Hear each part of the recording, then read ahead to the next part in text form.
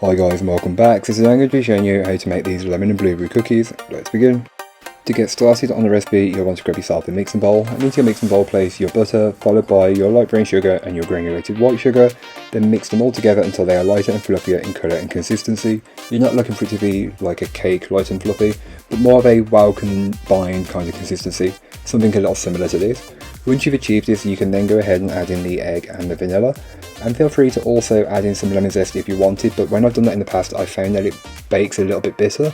But again, the choice is completely up to you. Once the egg and vanilla are fully incorporated, just go ahead and give the bowl a quick scraping down. And this is just to incorporate any bits that may not have been fully worked in. Once you've done that, you can then add in your flour, your white chocolate chips, not forgetting to add in your baking powder and your frozen blueberries, which have been coated in some plain flour. Then mix on a low speed to start with, working you up to a medium-high speed, and once you have a dough form, stop mixing. You do not want to over mix this. It's better to slightly under than to slightly over with cookie dough. Take your scoop and scoop up your dough, and then just roll it between your hands and into a ball shape and slightly flatten and place onto the tray. Repeat the process until you have a full tray. I get 5 onto my standard tray, but you could probably get 6 if you wanted. But with the scoop I'm using, I get 5.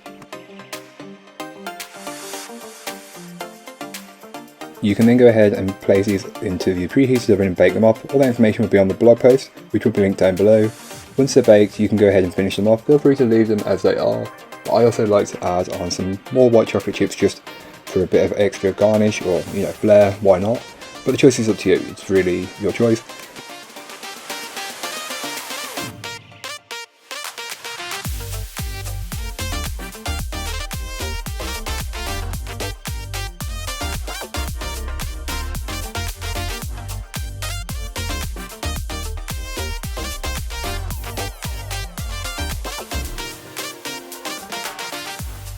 So thank you so much for watching, I hope you enjoyed. If you did, don't forget to like, comment and subscribe for more from me, and I'll be back again soon with another recipe, so join me then.